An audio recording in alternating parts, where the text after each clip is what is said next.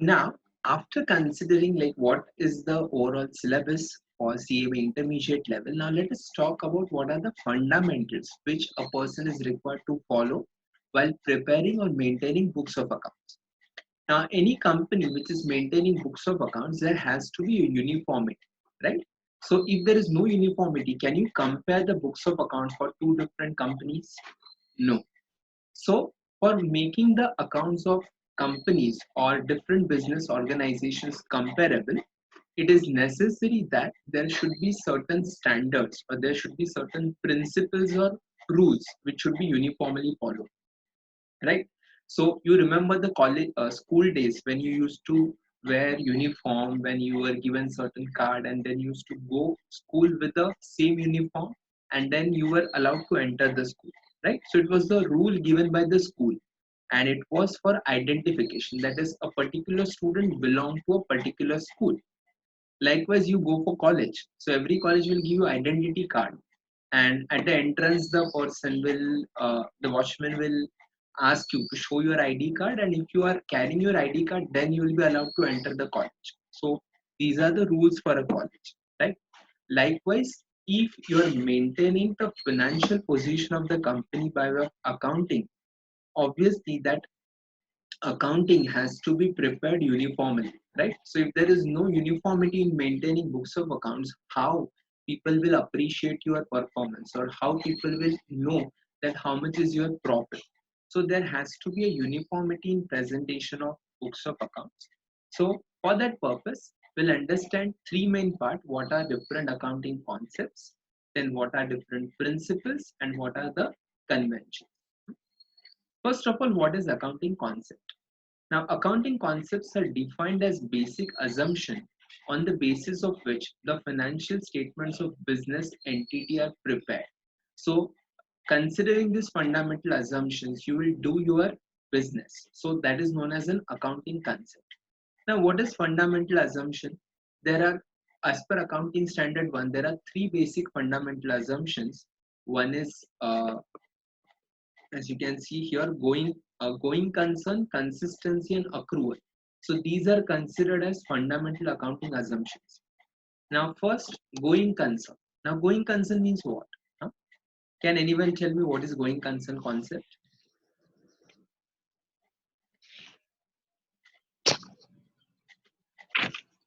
Yes, Sachi, will you tell? Yeah. Hmm. Going concern, that is every business has the limited, certain period decided, not decided before starting the business, that within certain period that particular business will end. There is number of years that certain business will continue. Correct. So Hmm. as per that concept, there is not particular time given by the business enterprise that this business will end in coming years or whatever it will be. Correct, correct, correct. So, in simple words, to put it in simple words, let us say when I start a business. So, do you think I will start my business with an intention that I have to run my business for 7 days and 3 hours? Will that be my target? Or will my target be I have to run my business for 5 months and 4 days? Obviously I cannot have that much of target, right? So when I start my business, what will be my vision? My vision will be I have to run my business for an infinite period, whatever possible extent, my next generation, next to next generation, जितने साल भी continue करना है, let it continue, right? So that is known as a going concern concept. And because of going concern concept, now see, let us see if I'm running my business for 7 days, huh? So will I maintain balance sheet and bada books of accounts depreciation? Will that be required? Whole Jamila? That is not required, right? What is required is when I'm preparing books of accounts for just a short period of time, I'll just need to know मैंने कितना पैसा डाला and कितना पैसा मिला. That's it. I'm not concerned with how much is the uh, assets which I'm using, how much is the expenditure. I will just focus. I invested 10 lakhs, I'm getting 12 lakhs. That's it. I have made profit of 2 lakhs. But naturally, the business doesn't operate in that angle. The business will be continued for an infinite period of time. So what you need to do is you need to break your business into different years, right? So let us say मैं business अगर 25 साल run करने वाला हूँ, तो 25 साल के बाद मुझे बुक्स बना के फायदा नहीं, मुझे क्या करना पड़ेगा? every year I will have to maintain books of accounts, and अगर वो books of accounts मैंने maintain किया, तो हम लोग क्या बोलेंगे, then I will know what is my profitability for a particular year, right? So that is known as a going concern concept, and according to this concept हम लोग क्या करेंगे, इसके लिए देखो, आप हमेशा बुक्स बनाते हो, तुम क्या बनाते हो, एक फाइनेंशियल ईयर के लिए बनाते हो, आप ऐसा नहीं करते कि चलो एक साल 3 महीने के लिए बुक्स बनाए, नेक्स्ट ईयर 15 महीने के लिए बनाए. You don't do this way, right? What you do is you prepare books of accounts for a specific year. So according to that year, you will be maintaining your books of accounts, and that's why you have to consider that your books are maintained for a specific period, right? So that is going concern. Consistency. The second fundamental assumption is consistency. Consistency means there has to be a consistency. Like suppose if we start our lectures, one day I'm telling you, okay, we'll meet at 2 to 5. Second day I will tell you, okay, we'll meet morning 5 o'clock. Huh? Third day I will tell you, no, we'll meet at night 10 o'clock. Huh? So obviously that is disturbing everyone's schedule. It can't happen that way. Huh? There may be a bit of changes here to there, but it cannot be different for each day, right? So that will be considered as consistency. Now you have studied method of depreciation, right? So depreciation method में हम लोगों ने सीखा that there is a straight line method, there is WDB method. So when you follow a specific method, तो मैंने straight line method follow किया था. One of my friend came to my shop and he told me that straight line मत करो, WDB method use करो. I started using WDB method. हाँ? But then वो मुझे कुछ जमा नहीं, तो next year मैंने decide किया चलो वापस मैं straight line पे आ जाता. ऐसा चलेगा? मैं हर एक साल मेरा मेथड बदलते रह गया तो will my books of account show correct picture of my business? No, right? No. So there has to be a consistency. So once I follow a specific method of accounting, वही method मुझे क्या करना है, हर एक साल follow करते जाना है. So that is known as a consistency. And you know accrual. Accrual means I should book the revenue and expenses as and when it becomes due. That means मैंने सैंपल पीस दिया, distribute कर दिया, तो sample देने से मेरा cell बढ़ेगा, but I cannot record sample sale as actual sales, right? Because sample is, when I give sample, that is not a sale, that is considered as pre-distribution, that is an advertisement expenditure. So when I should record my sale, when actually that sale will take place, once the customer will accept that he is ready to purchase the product, that time I will record the sale. Likewise, my interest will be recorded for a specific period, that will be considered as a accrual concept. So income or expense should be booked as and when it becomes due. Got it? So considering these three concepts, mainly the books of accounts of any company are prepared. Then you have got accounting principles. Now principles are the body of doctrines commonly associated with the theory and procedures of accounting, serving as an explanation of current practices and as a guide for selection of conventions or procedures where alternative exist. So when different accounting policies are, so when different options are available, so I have to select which accounting practice I should be following. Secondly, according to my nature of business, what is the best suited method of accounting? So that will be considered as, when I have got different alternatives possible, which method I should adopt, that will be considered as a accounting principle. अभी principle से क्या होगा? Once a specific accounting principle is set, so according to that principle, everyone will be required to present their books of accounts, that is profit and loss account and balance sheet. Then you have got accounting conventions. Now conventions emerge out of accounting practices, commonly known as accounting principles, adopted by various organizations over a period of time. So sometimes it is like we say, sometimes certain words has got more specific meaning, but the usage of that word will give the meaning to that entity. Like if you have heard the term lavasa, the term lavasa actually speaking has got no meaning, but this word was you can say used by a company, HCC Group, and HCC Group has formulated a new company by naming Lavasa, and that was popularly known as the Lavasa project, which was developing a city in Pune outskirts. So likewise, once many people uses that as a regular terminology or commonly used principle, so that will become accounting convention. So जो regularly follow होता है उसको हम लोग accounting convention बोलेंगे.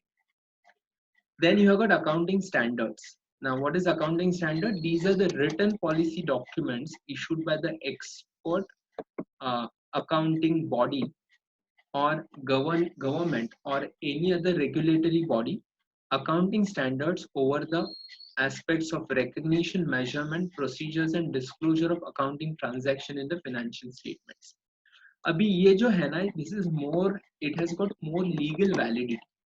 Principal conventions are like generally followed methods. For example, आपके college में क्या आईडी पहनना है या फिर कौन से कलर के क्लोथ्स पहनने या फिर कौन से क्लोथ्स पहनने है या कौन से क्लोथ्स बैंड है, वो डिसाइड करेगा आपका कॉलेज, जिसको बोलेंगे हम लोग प्रिंसिपल्स या principles to be follow. But university examination में जाने के लिए आपको एग्जाम कार्ड लेके जाना पड़ेगा. That is the standard which has been established by the university, right? So likewise, accounting standards are the rules which are formulated by ICAI, that is the Institute of Chartered Accountants of India. So that is the legal recognized body which will be formulating what should be the accounting standard, how it should be formulated and how it should be presented in India. So that is expressed by the term accounting standards. Got it? Any questions till now?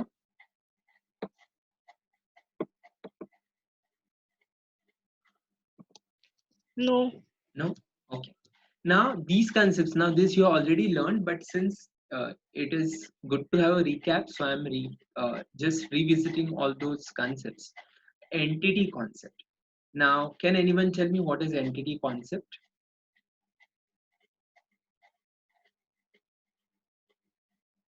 What is entity concept?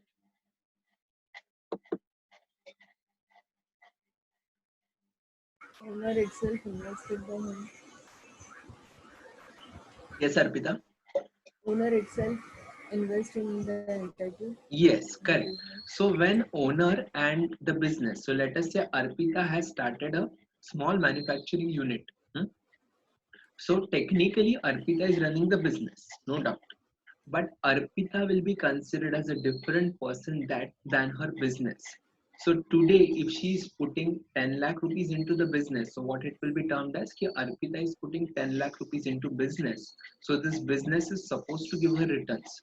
So Arpita and her business are considered as two separate entities. So that will be termed as a, you can say, entity concept. Then now, because of entity concept, whatever other transaction between Arpita and her business, so if she puts some money into the business, that's a capital employed. And if she's withdrawing certain amount from business, it will be known as a drawings. So we have to record these transactions by entering by passing entries in the capital account or the drawings account, right? So that is the first concept, entity concept. Next is a going concern concept, which you already seen that once you start your operations, it will be assumed that the business will be continued for infinite time. Then you have got money measurement concept. Now, what is the meaning of money measurement concept? Yeah. Okay. Arpita, tell me, if you appoint someone in your company as a director, will you record that transaction in books of accounts?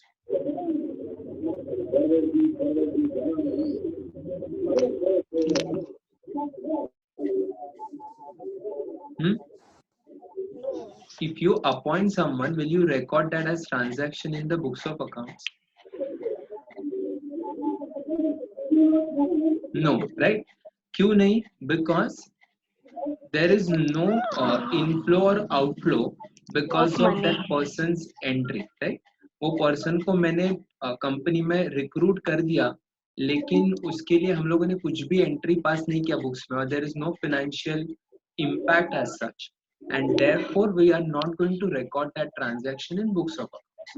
So money measurement concept, what it says, we will record only those transactions which are measured or which can be measured in terms of money. तो उतना ही transaction हम लोग क्या करेंगे, books में उसको record कर देंगे, ठीक है।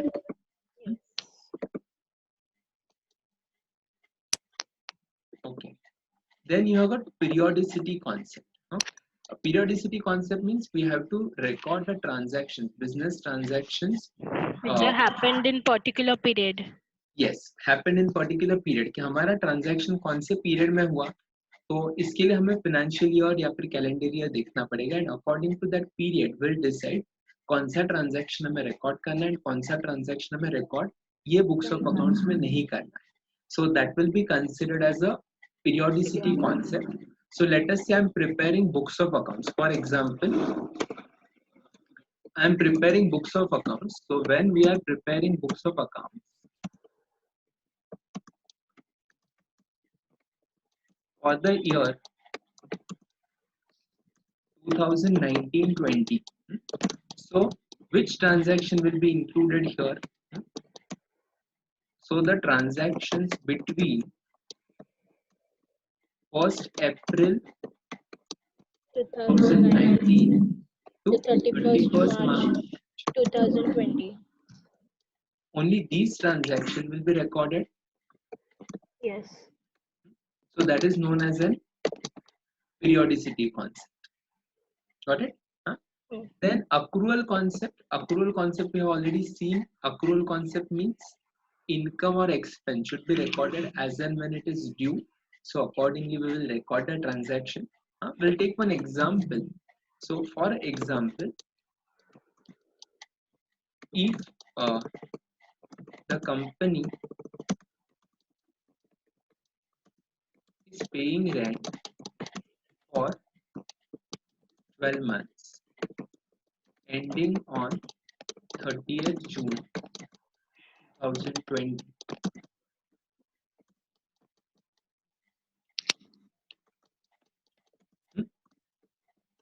In that case, how much rent should be recorded in the books of accounts? चलो सोच के मुझे बताओ, अगर मैंने 30 जून एंडिंग के लिए 1,80,000 का रेंट भरा है, तो फाइनेंशियल ईयर 1920 के बुक्स के लिए मैं कितना रेंट का एक्सपेंस बुक करूँ?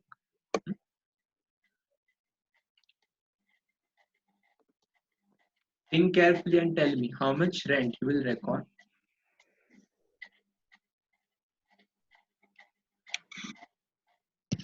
$1,35,000. 1,35,000. Anyone else?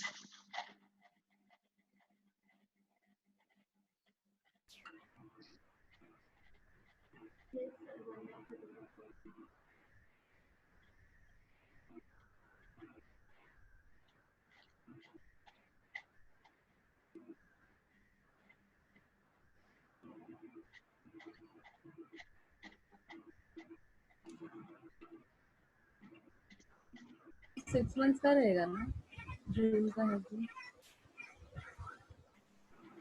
It will be for 9 months.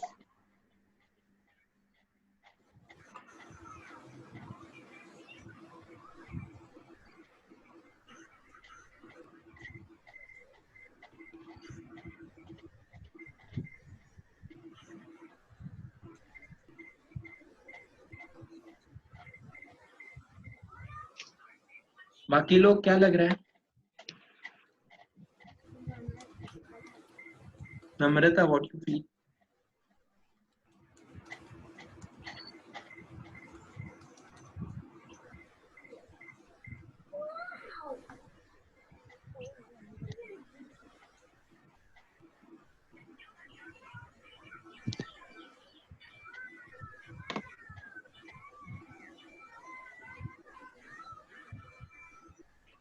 Okay, now if you observe here, my financial year 2019-20 is from April 19 to March 20, right? Now when I say it is paid for the year ended 30th June,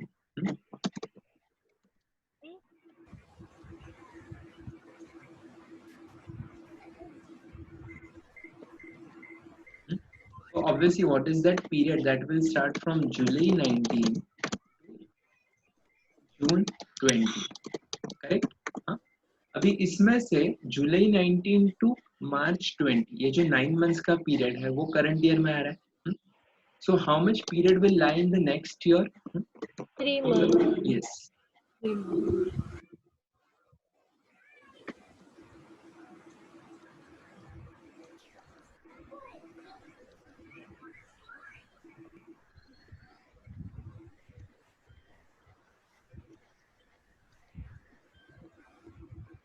जो financial year 1920 का rent है तो हम लोग क्या consider करेंगे? Out of 1,80,000 Divided by 12.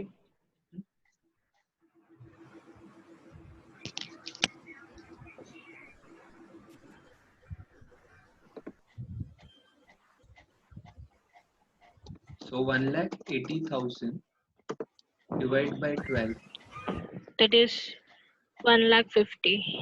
into 9. Huh.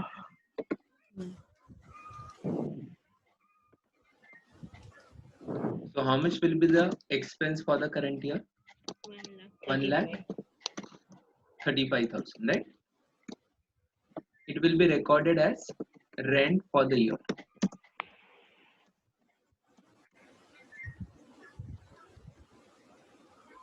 Right? And likewise next year में हम लोग 2021 में क्या रिकॉर्ड करेंगे? 3 months का रेंट एज एक्सपेंस बुक करेंगे. अभी 3 month का रेंट कितना आएगा इधर? 45,000. 45,000. 4,50,000. 45,000. 4,50,000 ना सर. कितना? 4,50,000. नो 1,80,000 है ना. 1,80,000 divided by 12. 12 that is into 3. 15,000 into 3. Yeah, sorry. Yeah, 45,000. 45,000. Correct. And in financial year 1920 itself, what you will show, this 45,000 will be shown as a prepaid rent. Prepaid rent. तो prepaid rent हम लोग किधर दिखाएंगे? It will be shown on asset side. Asset side. Correct. So that is because of the accrual concept. तो accrual concept के वजह से क्या हो गया? जो करंट ईयर का एक्सपेंस नहीं था वो हम लोगों ने क्या कर दिया? उसको नेक्स्ट साल में डाल दिया. एंड नेक्स्ट साल के लिए जो एडवांस में पेमेंट किया उसको हम लोगों ने ट्रीट किया it is a prepaid expense. Prepaid expense. Correct? Yes. Okay. Next is a matching concept. Now matching concept means whatever is the expense incurred during the year that should match with my revenue. तो current year के revenue के साथ ही मेरा expense क्या हो जाना चाहिए? Match हो जाना चाहिए. एंड अगर वो मैच हो गया तो हम लोग उसको बोलेंगे matching concept. Means according to matching concept my expenses and my income should match with each other. तो वो एक दूसरे के साथ मैच हो जाना चाहिए. फॉर एग्जांपल हम लोग डेप्रीसिएशन चार्ज करते हैं, बराबर? तो डेप्रीसिएशन हम लोग एसेट का वैल्यू, सपोज मैंने एसेट मशीनरी लिया 10 लाख का एंड मशीन का यूजफुल लाइफ 5 years है. तो why do I charge depreciation only for current year? Sorry. मैं depreciation पूरा क्यों नहीं चार्ज कर सकता? पूरा मैंने आज 5 लाख या जो भी एसेट का प्राइस है वो पूरा ही मैंने आज भरा है ना. तो why I can't claim entire expenses deduction today? Always depreciation is charged after some time because depreciation is the value that is the wear and tear of the assets. Correct. So wear and tear of the asset means it will be used over 5 years. 5 asset years. का wear and tear 5 years में होगा तो depreciation भी हमें 5 years में 5 charge years करना के पड़ेगा. बाद. Yes. एंड अगर 5 years में चार्ज करना है तो एक्सपेंस भी क्या होना चाहिए? 5 साल में यूज होना चाहिए. एक. दूसरा बात, जो मशीनरी यूज करेंगे हम लोग किसके लिए यूज कर रहे हैं? प्रोडक्शन के लिए यूज कर रहे हैं, बराबर? तो जो प्रोडक्शन होगा वो सेल करके मुझे रेवेन्यू मिलेगा. करेक्ट? तो अगर मुझे सेल करके कुछ रेवेन्यू मिल रहा है तो वो रेवेन्यू जब भी मुझे रिसीव होगा तो वो रेवेन्यू रिसीव कैसे होगा बताओ? समझा नहीं. सपोज मैंने मशीनरी यूज किया एंड वो मशीनरी मैंने यूज करके certain units have produce, manufacturing किया मैंने एंड वो मैंने यूनिट्स बेच दिया, तो उसका रेवेन्यू मुझे करंट ईयर में मिलेगा, बराबर। तो करंट ईयर में मैं उसको सेल्स करके बुक करूंगा। अब ये सेल्स जनरेट करने के लिए मैंने एसेट का कितना पोर्शन यूज किया, सिर्फ करंट ईयर का पोर्शन यूज किया, बराबर। तो जितना पोर्शन मैंने करंट ईयर में यूज किया उतना ही मुझे एक्सपेंस करके बुक करना पड़ेगा, करेक्ट। तो इसके लिए हम लोग क्या करते हैं, जितना एक्सपेंस मतलब जितना डेप्रीसिएशन या जितना एसेट यूटिलाइजेशन करंट ईयर का है उतना ही हम लोग क्या करते हैं, डेप्रीसिएशन करके क्लेम करते हैं। बिकॉज नेक्स्ट 4 साल में भी मैं एसेट क्या करूंगा, यूज करूंगा, इसके ऊपर प्रोडक्शन करूंगा, वो प्रोडक्शन बेचूंगा, सेल्स होगा, तो वो सेल के सामने मैं क्या करूंगा, हर एक साल का डेप्रीसिएशन क्लेम करते जाऊं। Are you understanding? Could you repeat? Yes. मेरा नेट अनस्टेबल है Yes, Arpita, are you able to understand? Sir, मेरा नेट कनेक्शन Unstable है। अनस्टेबल है। Okay. Hello sir. डेप्रिसिएशन का फिर से बोलिए ना। प्लीज। डेप्रीसिएशन का वापस बता। हाँ, net. For example, a company has purchased a machine of rupees 10 lakhs, which will manufacture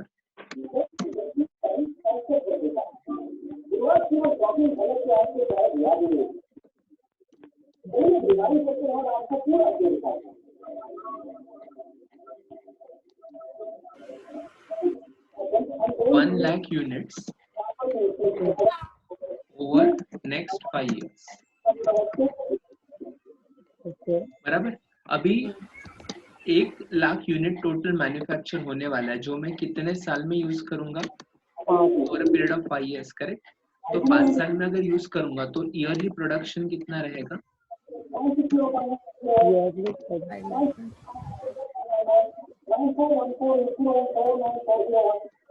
1 lakh divide by 5, तो 20,000 यूनिट्स रहेगा, बराबर। तो हर एक साल में कितना यूनिट प्रोड्यूस करके सेल कर रहा हूँ, 20,000, बराबर। तो करंट ईयर में मैंने सिर्फ 20,000 यूनिट बेचा, तो वो मैंने क्या, तो ये मैं 20,000 यूनिट्स क्या दिखाऊंगा, सेल्स करके दिखाऊंगा, that is income for the company.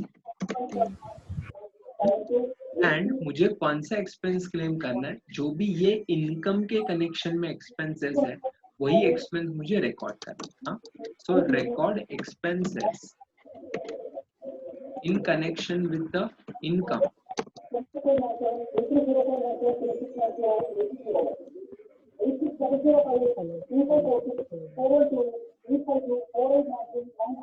तो ये इनकम के कनेक्शन में जो जो एक्सपेंसेस है हम लोग क्या करेंगे, उतने ही एक्सपेंस बुक करेंगे। तो इसके लिए हम लोग क्या करेंगे, डेप्रीसिएशन कितना बुक करेंगे, एक 10 लाख का एसेट है, उसका सिर्फ 1/5 हम लोग क्या करेंगे, डेप्रीसिएशन करके रिकॉर्ड करेंगे। क्यों? बिकॉज एसेट मेरा कितना साल यूज होने वाला है, 5 साल यूज होने वाला है। तो मैं रेवेन्यू कितने साल जनरेट करूंगा, 5 साल। तो मुझे एक्सपेंस भी कितने साल में क्लेम करना पड़ेगा, 5 साल में क्लेम करना पड़ेगा। तो depreciation how much I will claim, 2 lakh रुपए। Clear? Now clear it is. Namrata clear है? Yeah. Okay, then you have got cost concept. Now cost concept means the value of fixed asset is to be determined on the basis of historical cost, that is the cost of acquisition. That is what the cost concept is.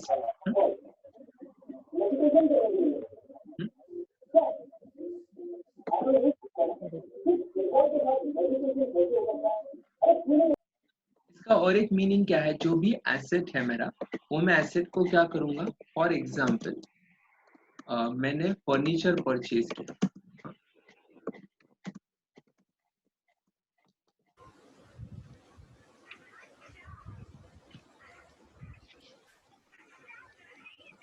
तो current year में record करते वक्त मैं उसका cost कितना consider करूंगा, 5 lakh less depreciation, जितना value हो उतना मैं उसको कंसिडर करूंगा, बट डेफिनेटली फर्नीचर कितने में लिया तो उसका मैं कॉस्ट कंसिडर करूंगा 5 लाख।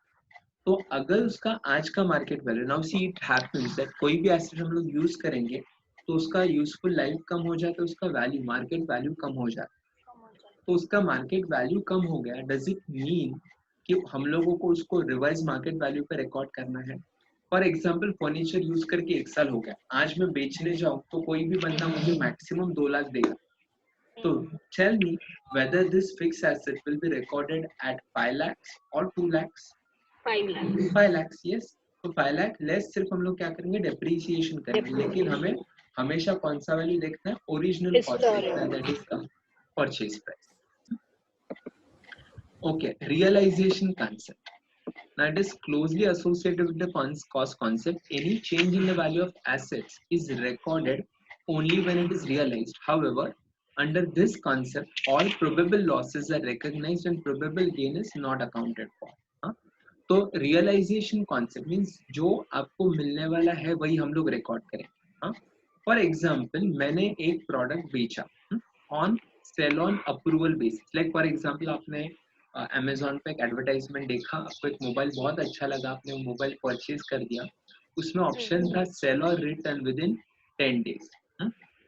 आपने 15 दिन हुए, आपने कुछ बात ही नहीं किया, एंड 16वें दिन आपको लगा, 16th day you felt that this mobile is not good and you plan to return it off. Will Amazon accept it? Yeah, if there is a warranty period. No, I have given you period of 10 days for returning. Okay. Will no, correct, because आपको 10 दिन का period दिया है, लेकिन वो 10 दिन के अंदर लाइक 9th डे भी आपको लगा कि आपको मोबाइल नहीं चाहिए, तो क्या होगा? You can return the mobile. हाँ, and if you return the mobile, it is my duty to accept it. कि आपने मोबाइल रिटर्न कर दिया तो मुझे एक्सेप्ट करना पड़ेगा, बिकॉज मैंने आपको टाइम दिया। तो रियलाइजेशन कंसेप्ट क्या बोलता है कि कोई भी इवेंट हो गया तो वो रियलाइज होने के बाद ही उसको रिकॉर्ड करो। फॉर एग्जाम्पल मैंने प्रोडक्ट बेचा तो सेल ऑफ प्रोडक्ट कभी रिकॉर्ड होना चाहिए आफ्टर अप्रूवल। हाँ, कि आपने, मैंने आपको एक प्रोडक्ट बेच दिया, मोबाइल बेचा, आपने फोन करके मुझे बोल दिया नहीं मुझे मोबाइल अच्छा लगा, मुझे चाहिए, दैट मीन्स आपने अप्रूवल दे दिया तो मैं उसको सेल बुक कर सकता। या फिर मैंने आपको टाइम दिया था कि भाई 10 दिन के अंदर अंदर रिटर्न करो वरना मैं एक्सेप्ट नहीं करूँ, तो then what you can say it as, तो इसको हम लोग क्या कंसिडर करेंगे, 10 दिन के अंदर रिटर्न करो, एंड आपने 15 दिन हो गए तो भी हम लोग क्या कंसिडर कर सकते हैं, that you have purchase that mobile. तो 10 दिन के बाद मैं क्या कर सकता हूँ, सेल्स को रिकॉर्ड कर सकता हूँ, तो इसको बोलते हैं हम लोग realisation concept. Same applies for asset. Asset में कोई भी रिडक्शन इन वैल्यू हो गया, फिर अप्रिशिएट हो गया, फॉर एग्जाम्पल बिल्डिंग, अभी आपने कुछ फ्लैट परचेज किया नरीमन पॉइंट, हाँ, एंड नरीमन पॉइंट में यू नो कि मार्केट प्राइस कीप्स अप्रिशिएटिंग, वो ऊपर ही ऊपर जाते रहता है। तो do you think that every year when the market price increases we should record that increase also in the books of accounts? वो मार्केट प्राइस जो अप्रिशिएट होता है, डू यू थिंक हम लोग हमेशा हर एक साल बुक्स में रिकॉर्ड करते हैं उसको? समझ में आया मेरा क्वेश्चन? कि सपोज नरीमन पॉइंट में आपका ऑफिस प्रीमाइसेस है 100 करोड़ का, उसका मार्केट वैल्यू बढ़ के अभी 120 करोड़ हो गया, तो आप 120 पे रिकॉर्ड करो। फाउंडेशन दिया था। Yeah. So your voice is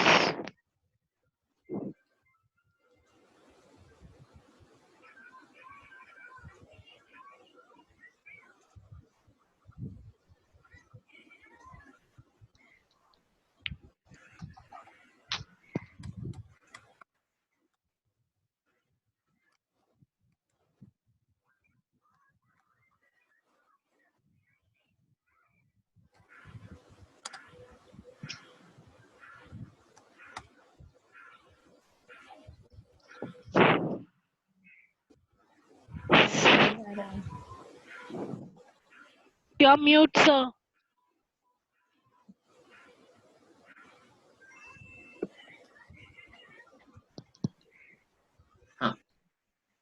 I'll repeat my question. Suppose I have purchased an office premises in Nariman Point for 100 crore, and now the market price is increased to 120 crore. Will you record in books 100 crore or 120 crore? 100 crore. Yes, correct. Why?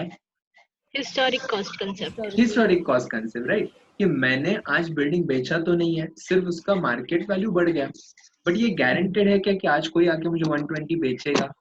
नहीं, नहीं, सिर्फ market value हो गया ना. जब भी मैं actual sale करने जाऊंगा, कस्टमर भी मिलना चाहिए ना, हु इज रेडी टू पे 120 करोड़ फॉर दैट. थ्योरेटिकली बात करना अलग है कि हाँ 120 करोड़ मिलेगा, लेकिन प्रैक्टिकली मिलेगा कभी, जब भी मैं एक्चुअली सेल या फिर कॉन्ट्रैक्ट उसके साथ करूंगा तभी. तो इसके लिए मुझे ये ट्रांजैक्शन कभी रिकॉर्ड करना चाहिए? जब भी मैं एक्चुअली उसको सेल करूंगा तभी मुझे उसको रिकॉर्ड करना. ठीक है? Sir I have one doubt. या अभी ये जो अमेजोन वगैरह सब कंपनीज है, वो जब भी हमें सेल करते हैं तो 3 मंथ्स का हम लोग को मतलब वारंटी रहता है कि 3 months you can exchange it. तो after 3 months only they calculate that sales in their books, or only after our payment they record that sales in their books? very good question. Can anyone answer this question? You got her question? Question समझा ना उसका? हाँ? तो उसका कहना है कि Amazon में सेल आज रिकॉर्ड करना है या 3 महीने बाद रिकॉर्ड करना है? वी गेट पेमेंट उसके बाद ही तो रिकॉर्ड करते हैं. But Sorry? at the time of delivery or before the delivery we pay them, but they give us the 3 months exchange period. So they record a sale transaction in their books after 3 months or at the time of our payment. Yeah. Can anyone answer this question? Time of payment. अभी record करेंगे 3 महीने बाद? अभी correct. हाँ, अभी is the correct answer. I'll tell you why. See, there is interesting difference between the sell on approval and warranty. Sale मतलब कोई shop में लिखा रहता है एकदम प्यारे वर्ड्स में, no return back policy. It means आप दुकान के बाहर गए तो भूल जाओ, मैं वापस लेने वाला हूँ नहीं, वो सामने सामने बोल रहे हैं. हाँ, सो दैट इज सेल. कि मैंने प्रोडक्ट दिया, सपोज अर्पिता को प्रोडक्ट बेच दिया, अर्पिता शॉप के बाहर चली गई तो बात खत्म. That is a sale transfer. तो मैं सेल इमीडिएटली रिकॉर्ड करूँ. सेल ऑन अप्रूवल मतलब क्या? अमेजोन में रिटर्न पॉलिसी रहता, मतलब आपको प्रोडक्ट पसंद नहीं आया तो 3 दिन में 7 दिन में ऐसा लिखा रहता है, you can return the product. Now see, return and warranty में डिफरेंस क्या है? रिटर्न में you just return the product, आपका अमाउंट आपको वापस मिल जाता है. Correct. बराबर. तो अमेजोन वो सेल का ट्रांजैक्शन रिकॉर्ड कभी करेगा जब भी वो आपको जो टाइम दिया है, लेटेस्ट से आपको 7 दिन का टाइम दिया है, 7 दिन तक आपने कुछ नहीं बोला तो 7 दिन के बाद अमेजोन सेल को क्या करेगा? रिकॉर्ड करेगा. समझा? And third case regarding warranty, I have given you 3 months warranty. मतलब मैं आपका प्रोडक्ट में कुछ डिफेक्ट आया तो रिप्लेस करके दूंगा, रिपेयर करके दूंगा, या आपको ठीक करवा के दूंगा. Means you should be satisfied. बराबर. But will I give your money back? No, that is sale. समझ में? वारंटी में क्या होता है? आपका प्रोडक्ट ठीक करके देते हैं, रिप्लेस करके देते हैं, या फिर उसको ओरिजिनल कंडीशन में लाके देते हैं. But never it happens that they will give you cash back. Cash back वापस नहीं मिलेगा अनलेस दे फील कि ये प्रोडक्ट को रिपेयर नहीं कर सकते. Otherwise they will definitely give you replacement. But replacement में भी क्या होता है? देखो, आपको नया प्रोडक्ट आता है लेकिन आपने पैसा ऑलरेडी पे किया उसका. बराबर. तो मैं सेल क्या करूंगा? पहले ही दिन पे रिकॉर्ड करूंगा, मतलब जब भी अप्रूवल का डेट हो जाए तब. अभी नेक्स्ट इज ड्यूअल एस्पेक्ट. अभी ड्यूअल एस्पेक्ट पे तो अपना पूरा अकाउंट्स खड़ा है. हम लोग अभी कल के लेक्चर से जर्नल एंट्रीज पास करेंगे कि every debit has equal and opposite credit. उसका मतलब क्या है? हर एक ट्रांजैक्शन में डेबिट का टोटल एंड क्रेडिट का टोटल हमेशा क्या होता है? मैच होता है. इसका रीजन है कि जो भी मैं एक्सचेंज करता हूँ that exchange value is same. Like मैंने आपको बॉन्ड्स दिया, लाइक मैंने कंपनी का शेयर्स इशू किया 1 लाख का, तो आप लोग मुझे 1 लाख ही दोगे ना, आप मुझे 2 लाख तो नहीं दोगे. बराबर. सो 1 लाख का मैंने शेयर्स दिया, 1 लाख का कैश आया. या फिर मैंने आपको प्रोडक्ट बेचा, आपने मुझे कैश दिया, या मैंने आपसे प्रोडक्ट परचेज किया, मैंने आपको कैश पे किया। ये जो इनफ्लो आउटफ्लो है, हर एक ट्रांजैक्शन में क्या रहेगा, दोनों इम्पैक्ट रहेगा, इनफ्लो भी रहेगा, आउटफ्लो भी रहेगा। इसके लिए हम लोग बोलेंगे every debit has equal and opposite credit. Got it? So that is known as a dual aspect concept, that according to which my asset is equal to capital plus liability. ये आपको equation पसंद रहेगा, मतलब याद रहेगा और पसंद भी रहेगा। अकाउंटिंग कोई भी कॉमर्स स्टूडेंट को इक्वेशन तो पता ही रहता है। हम लोग टैली करते हैं ना अपना बैलेंस शीट, टैली नहीं हुआ तो कुछ कुछ करके फिगर डाल देते हैं उधर। सो वो टैली करना मतलब क्या, ड्यूअल एस्पेक्ट को फॉलो करना, that my total of asset should match with total of liability, so that is a dual concept, right? So इसके वजह से हमारा बैलेंस शीट क्या होता है, हमेशा टैली होता है। और ये टैली क्यों होता है, बिकॉज ड्यूअल एस्पेक्ट में हम लोग यूज करते हैं accounting can say types of accounts and उसका रूल्स, जो आज हम लोग सीखेंगे कि वो रूल्स फॉलो करने के वजह से हम लोग हमारा एंट्री हमेशा क्या रहता है, करेक्ट हो जाता है। सर रियलाइजेशन कंसेप्ट से पहले कॉस्ट कंसेप्ट था, राइट? मुझे थोड़ा नहीं समझा। ओके, या कॉस्ट कंसेप्ट मतलब क्या कि कोई भी एसेट लाइक फिक्स एसेट जो हम लोग परचेज करते हैं, should it be recorded at original price और market value as of today. For example, आज मैंने एक फर्नीचर 2 साल पहले, लेटेस्ट से मैंने यहाँ पे एक एग्जाम्पल लिखा, furniture purchasing 18-19 for rupees 5 lakh. So cost of furniture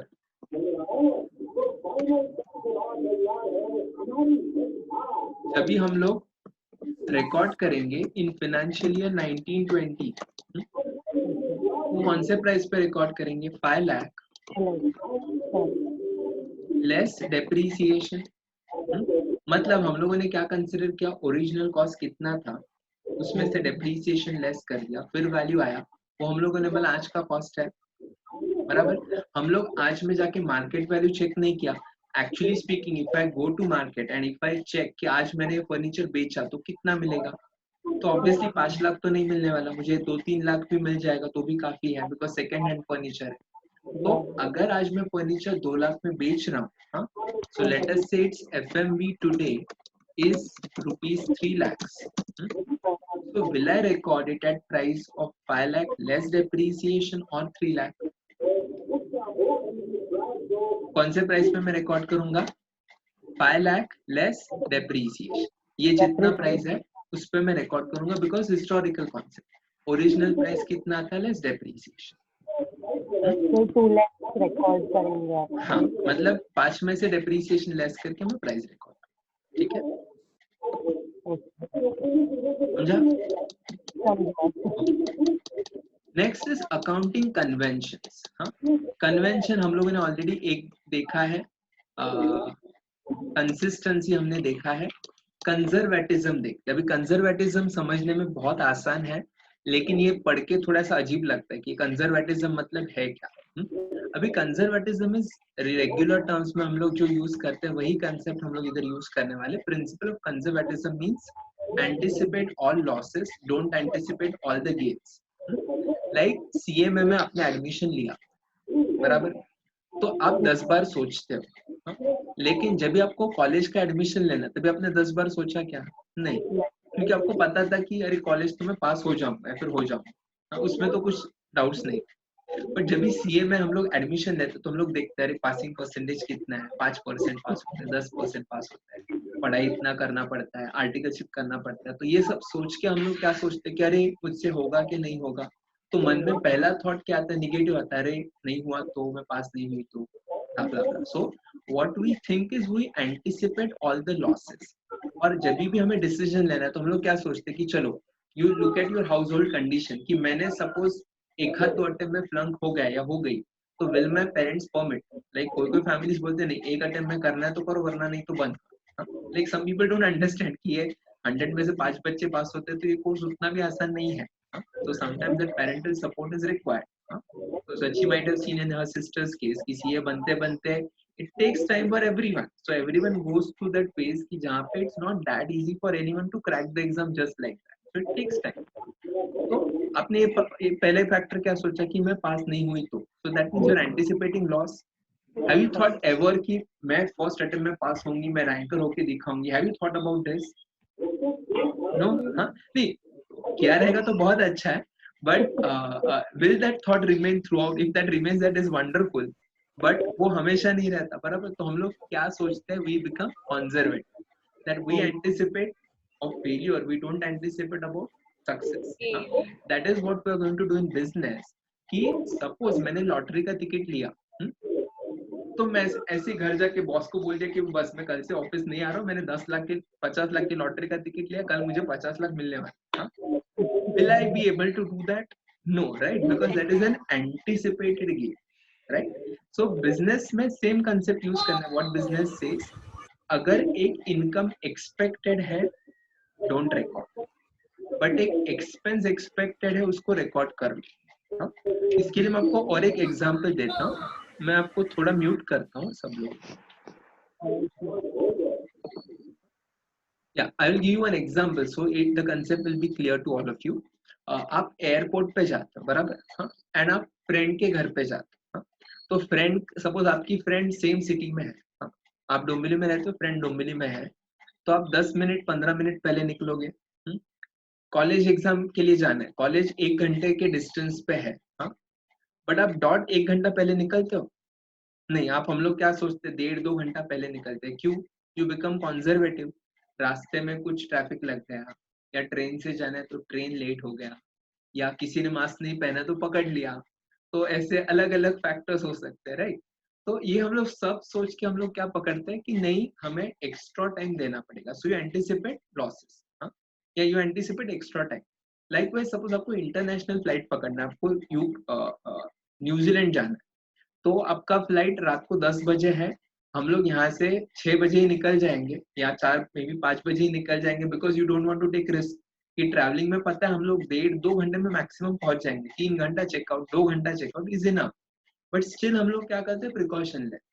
so that is known as principle of conservatism. So here we will anticipate loss, but we will not anticipate probable income. For example, मैंने किसी party के against case file किया है, कि suppose मैंने सची के against case file किया that she has stolen 50 lakh rupees from me. हाँ, ऐसा मैंने केस ऐसे ही फाइल कर दिया टाइम पास के लिए.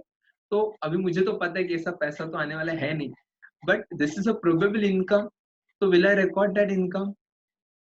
No, because there is no scope. हाँ, but if it has happened, like suppose I have sold to my customer certain product and every year I have observed कि लोग total 100 में से 5% लोग पैसा नहीं देते, तो हम लोग क्या कंसिडर करेंगे? हम लोग करते हैं प्रोविजन फॉर डाउटफुल डेट्स. ये क्रिएट करते हैं. भाई ऐसा भी हो सकता है ना, सब लोग पैसा दे, कोई लोग इंटरेस्ट के साथ दे, ऐसा भी हो सकता है. बट हम लोग क्या एज्यूम करते हैं? अगर उन्होंने पैसा नहीं दिया तो इसके लिए हम लोग प्रोविजन क्रिएट करते हैं, एंड वो प्रोविजन हम लोग बुक्स में रिकॉर्ड करते हैं. ये सबका रीजन है principal of conservatism. So conservatism says anticipate all the expenses, don't anticipate probable income. Simple. Okay, consistency हमने देखा. Then materiality. अभी कंसिस्टेंसी मतलब क्या था? जो मेथड एक बार फॉलो करोगे उसको कंसिस्टेंटली फॉलो करना. लाइक मैंने डेप्रीसिएशन का स्ट्रेट लाइन मेथड फॉलो किया, तो सालों साल मुझे क्या करना है? स्ट्रेट लाइन मेथड ही फॉलो करना है. मैं बीच में ही मेथड चेंज करके वापस डेप्रीसिएशन स्ट्रेट लाइन पे नहीं आ सकता. जो भी मैं फॉलो करूँ उसको कंसिस्टेंटली फॉलो करूँ. Then materiality. अभी materiality means I have to record each and every transaction, भले वो 1 रुपए का रहे या 1 करोड़ का रहे, मुझे बिजनेस ट्रांजैक्शन रिकॉर्ड करना है. लेकिन किसको हम लोग प्रेजेंट करेंगे? For example, if prime minister is coming to your doorstep and he is asking what are your problems, will you tell him कि मुझे हमारे इधर इलेक्ट्रिसिटी बीच बीच में कट होते रहता है, 2 मिनट चले जाता है. तो ये छोटे छोटे प्रॉब्लम्स हम लोग नहीं बोलेंगे, right? Will talk about the bigger picture to them in front of, right? So वैसे मटेरियलिटी कंसेप्ट क्या बोलता है कि don't talk about small expenses. Expenses दिखाओ लेकिन सब मत दिखाओ, प्रेजेंट मत करो. नहीं तो देखो, सपोज मैं बस से ट्रैवल किया तो बस का टिकट आया 10 रुपया, मैंने होटल में गया, मैंने टिप रखा प्यून अपना वेटर को 5 रुपए। हाँ, ऐसा हर एक ट्रांजैक्शन रिकॉर्ड तो करना है, बट अगर वो मैंने P&L में प्रेजेंट किया तो आपका P&L कितना पेजेस का होगा बताओ? कम से कम 30-40 पेजेस में जाएगा, हर एक एक्सपेंस जैसे अलग से दिखाया तो हम लोग क्या करेंगे, एक्सपेंस रिकॉर्ड करेंगे, लाइक टिप टू बैंक और tip to cash and bus fare to cash, ये सब हम लोग ट्रांजैक्शन रिकॉर्ड करेंगे, लेकिन उसको प्रेजेंट नहीं करेंगे। हम लोग क्या दिखाएंगे, उसको मिससेलेनियस एक्सपेंसेस करके मर्ज कर देंगे। तो ये जो छोटे छोटे एक्सपेंसेस है वो सब हम लोग ऐड कर देंगे and will group that as a total expenditure, you can say miscellaneous expenditure. Likewise assets also, like you take an example, आपके पास BMW है, 20 लाख का से 20 करोड़ का आपका फैक्ट्री बिल्डिंग है, आपने फर्नीचर लिया 2500 रुपए का, हाँ, तो विल यू शो 20 करोड़ का asset and furniture worth 2000 together? नहीं, बराबर। तो मुझे क्या करना पड़ेगा, जो छोटा छोटा एसेट्स है, मेरे पास स्टेशनरी है, मेरे पास छोटे छोटे सब स्क्रू ड्राइवर्स या स्क्रू है, तो वो मैं अलग अलग नहीं दिखाऊंगा, राइट? तो हम लोग क्या करेंगे, उसको एसेट्स मर्ज कर देंगे, उसको बोलेंगे मिससेलेनियस एसेट्स। अभी उसका ब्रेकअप मेरे पास होना चाहिए, लाइक इफ एनीवन क्वेश्चंस मी कि मिससेलेनियस एसेट में क्या क्या है, that I should know, but I should not present that separately in the financial statement. So that is the concept of materiality. Usually अपना परसेंटेज रहता है कि 5% से ज्यादा जो भी खर्चा है वो हमें अलग से प्रेजेंट करना है, वो हम लोग उसको सेपरेट लाइन आइटम करके प्रेजेंट करें। So that will be considered as concept of materiality. Okay, yes, then fundamental accounting assumptions we already seen. यहाँ तक का सब कंसेप्ट्स कन्वेंशन समझ में आ गया? Sure? Any doubts? Okay, now we'll see the most important part of accounts and where most commerce students just ignore this part. Huh? And I have seen, I'm not joking, I have seen science students जो सिर्फ ये concepts पे ना commerce student को पीछे छोड़ देते. They always think that while passing the journal entry, if your knowledge about types of accounts is clear and if you are very clear with the rules, ये अगर आपका clear है तो आपका कोई भी accounting entry रॉन्ग या incorrect नहीं होगा, your accounting entry will always be correct.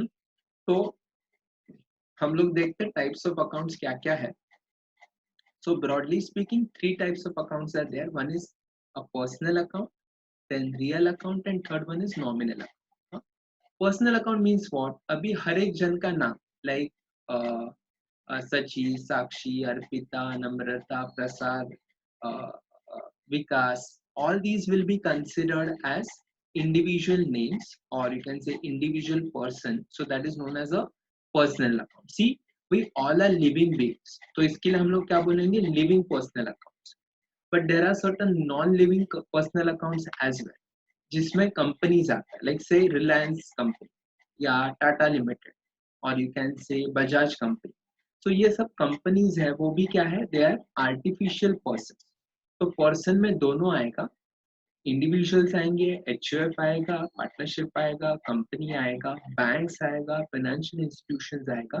तो ये सबका जो नाम है या ये जो एंटिटीज है इसको हम लोग बोलेंगे पर्सनल अकाउंट्स। इसके अलावा apart from all of them, इसके लिए देखो capital account as you can see that come as a part of personal account, drawing is again a personal account. Likewise prepaid, कोई भी प्रीपेड एक्सपेंसेस, जैसे यहाँ पे इंश्योरेंस लिखा है, बट एनी प्रीपेड एक्सपेंसेस मतलब जो मुझे नेक्स्ट साल में पे करना है वो मैं एडवांस में भर रहा हूँ, उसको बोलेंगे हम लोग prepaid expenses.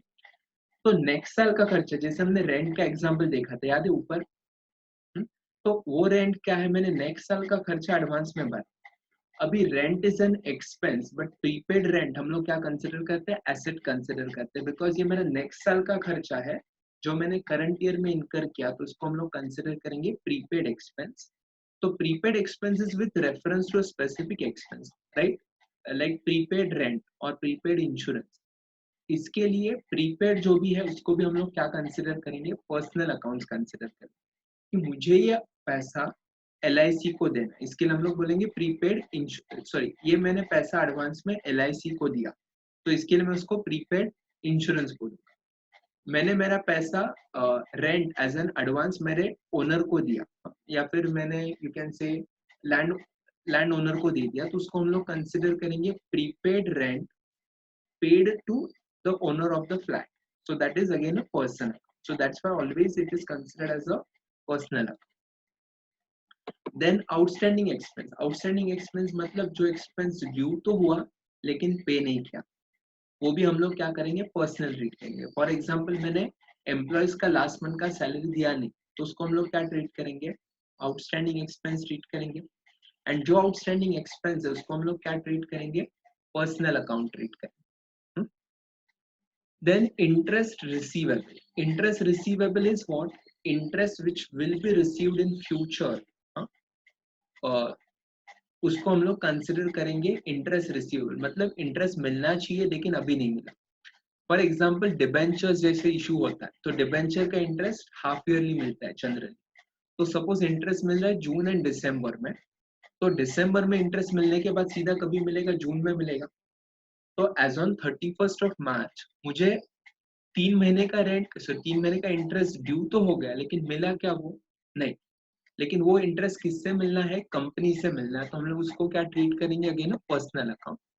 And similarly income received in advance. किसी ने मुझे एडवांस में पैसा दिया तो हम लोग उसको एडवांस रिसीट कंसिडर करेंगे. ये सब क्या होगा, पर्सनल अकाउंट के अंदर आएगा.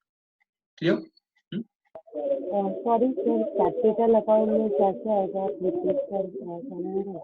कैपिटल अकाउंट में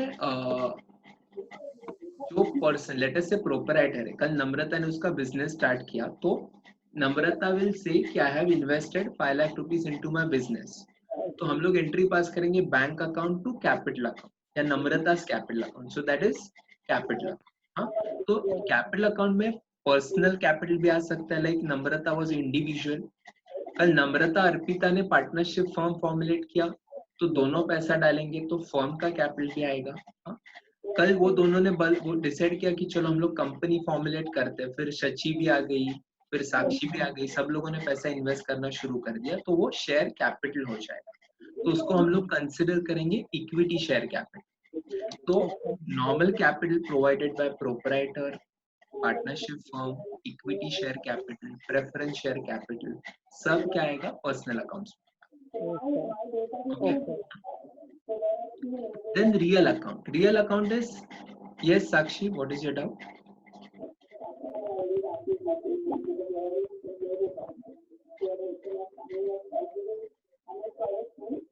Yes Sakshi.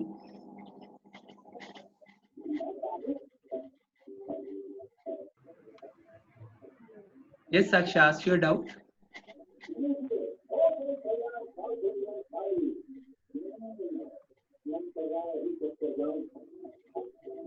She has raised her hand, right?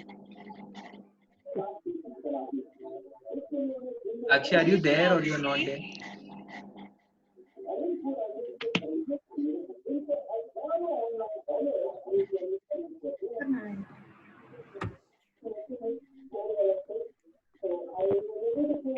Interest receivable the personal account. Okay, good question. Now interest receivable. Now see debenture. Suppose I have invested in debentures of let us say XYZ Limited has issued debentures.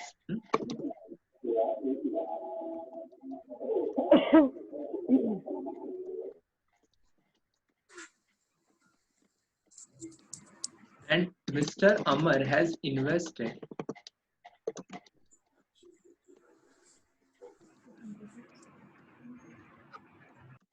rupees 5 lakhs in these debentures.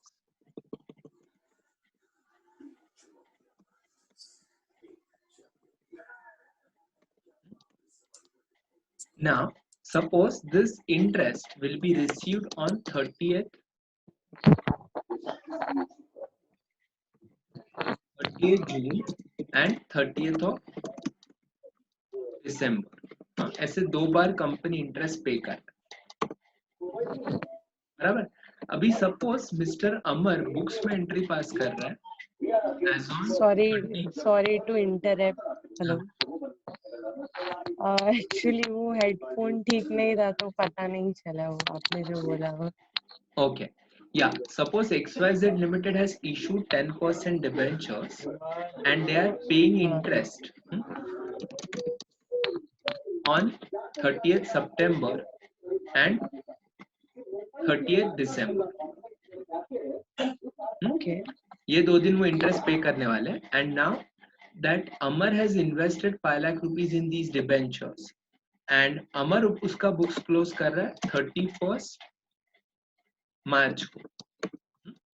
Now 31st मार्च को उसको 3 महीने का interest receivable है. On 31st March 3 months interest is receivable.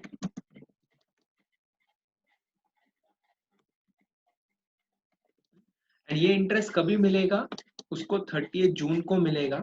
तो अमर क्या दिखाएगा 5 लाख पे उसको 10% से 3 महीने का इंटरेस्ट देगा. तो दैट मीन्स 50,000 का 3/12 50,000 का 1/4 मतलब कितना आएगा 12,500 आएगा. बराबर.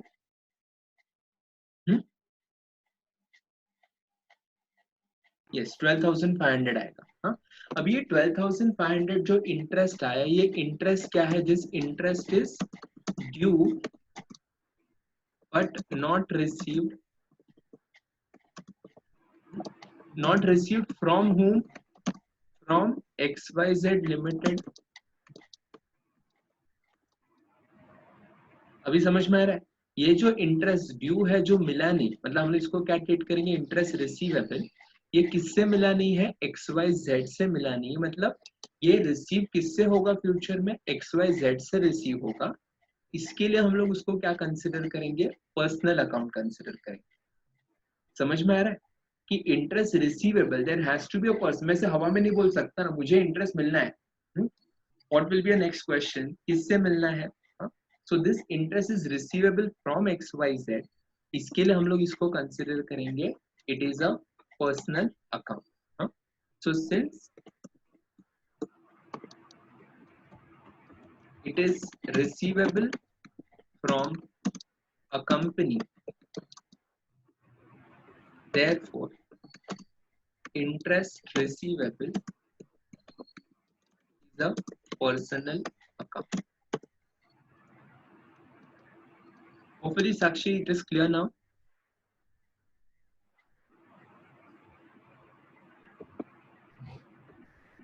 Yes, Sakshi, it is clear now.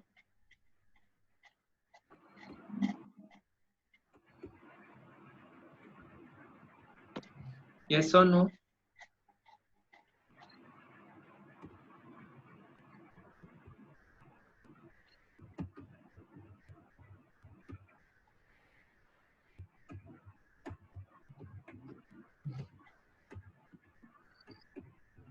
Okay.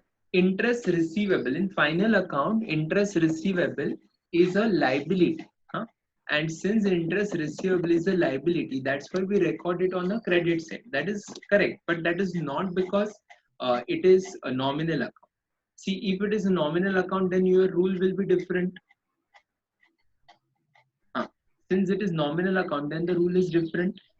So here, since the amount is receivable from a person, it will be shown on the see, let us see if the interest is receivable. तो हम लोग क्या बोलेंगे interest receivable asset है तो हम लोग उसको बैलेंस शीट एसेट में दिखाएंगे एंड P&L के क्रेडिट में दिखाएंगे. बराबर.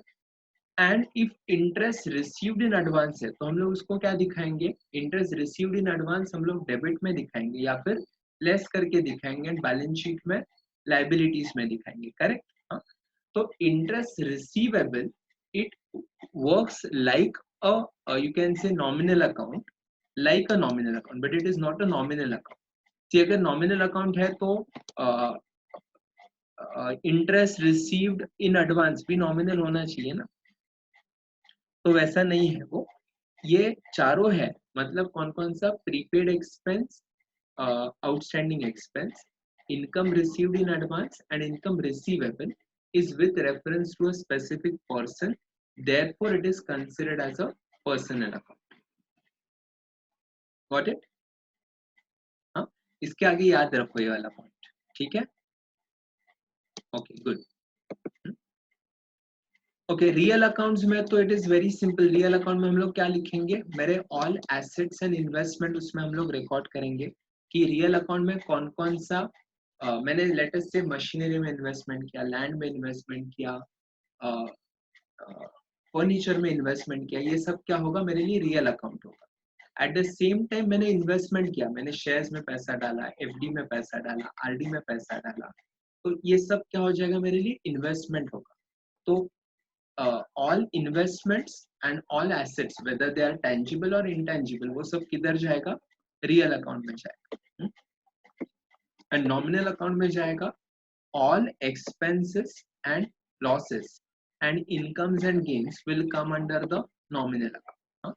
तो याद रखो salary, rent, insurance, electricity, any expense ये सब किधर होगा, या एनी इनकम जाएगा नॉमिनल अकाउंट में, लेकिन वही एक्सपेंस या इनकम आउटस्टैंडिंग या प्रीपेड हुआ तो जाएगा पर्सनल अकाउंट, ठीक है? अभी ये सबके पर्सनल अकाउंट्स के rules, sorry types of accounts के रूल्स क्या है, तो कोई भी ट्रांजैक्शन रहेगा, लेट अस से I am purchasing goods from Akshay, हाँ, तो यहाँ पे मेरे पास दो ट्रांजैक्शन है। एक तो मैंने गुड्स परचेज किया, हाँ, तो परचेजेस अकाउंट एक आ गया, एंड दूसरा अकाउंट आ गया अक्षय का अकाउंट, बराबर? तो purchases will be considered as goods purchase from Akshay. तो परचेजेस एंड अक्षय ये दो पार्टीज आ गए। Akshay is a personal account, हाँ, तो अक्षय ने गुड्स लिया या गुड्स दिया वो हमें चेक करना है। Since Akshay given goods to us, हम लोग क्या कंसिडर करेंगे, debit the receiver and credit the giver. तो अक्षय इज द गिवर, तो अक्षय का अकाउंट क्या होगा, क्रेडिट हो जाएगा। On the other hand, you have debit what comes in and credit what goes out rule for a real account, and nominal account के लिए rule क्या है, debit all expenses and losses, credit all incomes and gains। तो expense है तो हम लोग क्या करेंगे, debit कर देंगे। So entry will be purchases account debit to the parties account। So that is how we are going to pass the entry। Second example, let us say I am paying cash to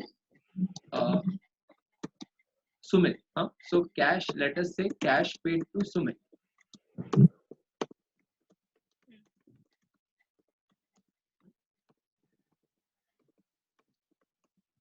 ₹50,000। अभी यहाँ पे हमारे लिए कौन कौन से ledgers आएंगे या कौन कौन से अकाउंट आएंगे, एक आएगा कैश एंड सुमित, एंड दूसरा आएगा सुमित, बराबर? अभी कैश अकाउंट, इसमें से कैश अकाउंट कौन से टाइप का अकाउंट है, पर्सनल, रियल या नॉमिनल, रियल अकाउंट, हाँ, एंड सुमित कौन सा अकाउंट है, पर्सनल अकाउंट। अभी रूल अप्लाई करने का, पहले क्या करने का, स्टेप 1 क्या है, टाइप ऑफ अकाउंट देख लो, एंड एक बार आपको टाइप ऑफ अकाउंट मिल गया उसके बाद चेक करो उसका रूल। जैसे कैश अकाउंट रियल है तो हमें देखना है कैश रिसीव हुआ या कैश पे किया। तो debit word comes in, cash पे किया तो कैश क्या होना चाहिए, क्रेडिट होना चाहिए। It is paid, cash will be credit. And Sumit account क्या है, personal account, debit the receiver, credit the giver. अभी सोच के बताओ, सुमित कैश रिसीव कर रहा है या पे कर रहा है, रिसीव कर रहा है। तो we have to think from Sumit side, Sumit is receiving the cash, so since it is personal account, since he is receiving cash,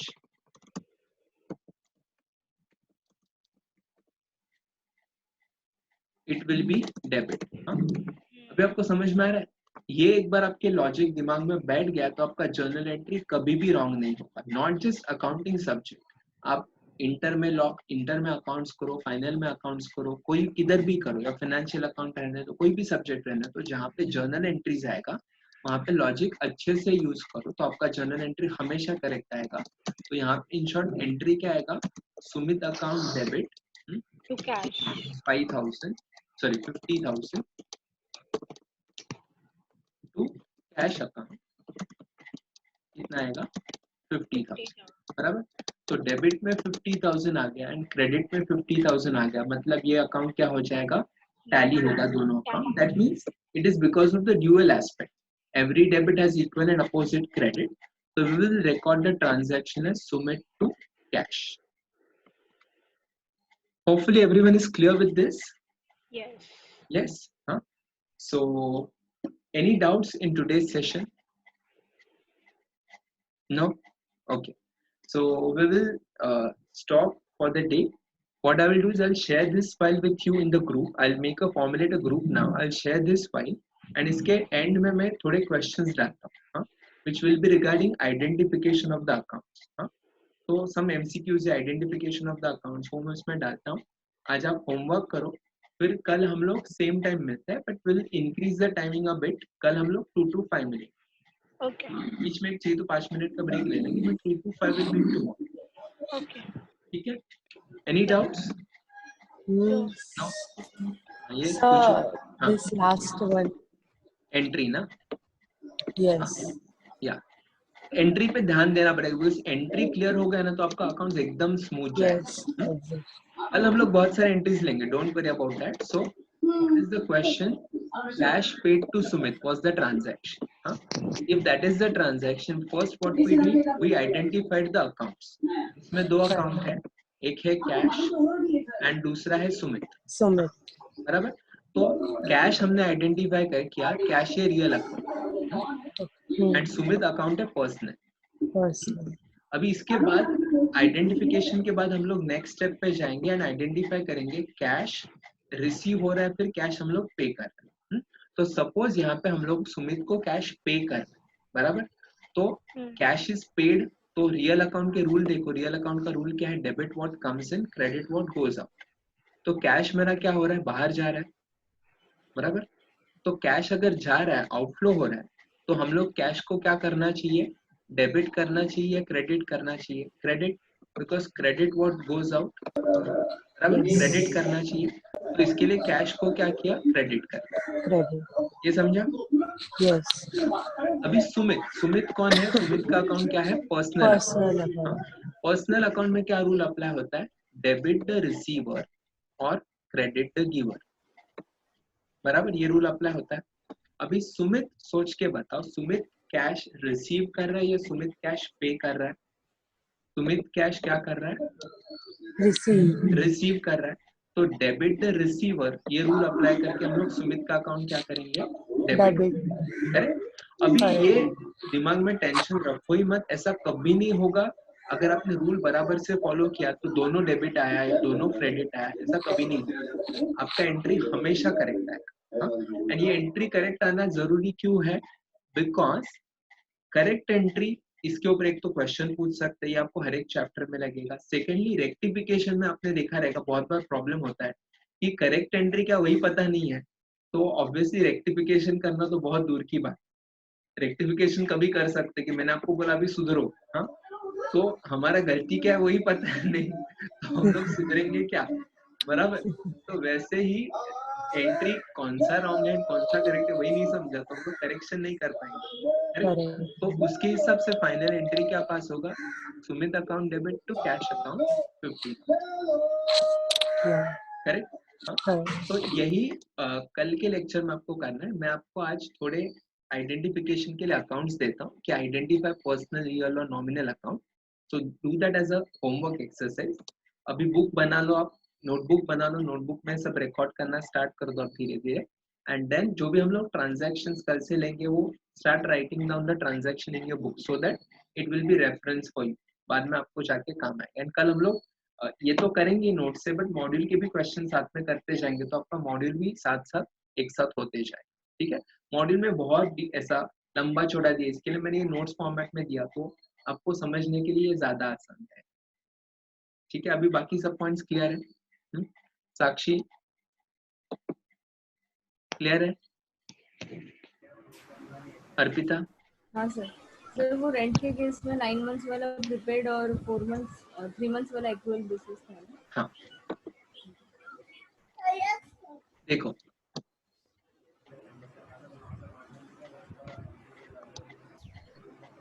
हाँ रेंट वाला एग्जाम्पल क्या था, रेंट द कंपनी का रेंट था 1,80,000 जो हम लोगों ने 30 जून एंडिंग के लिए भरा था।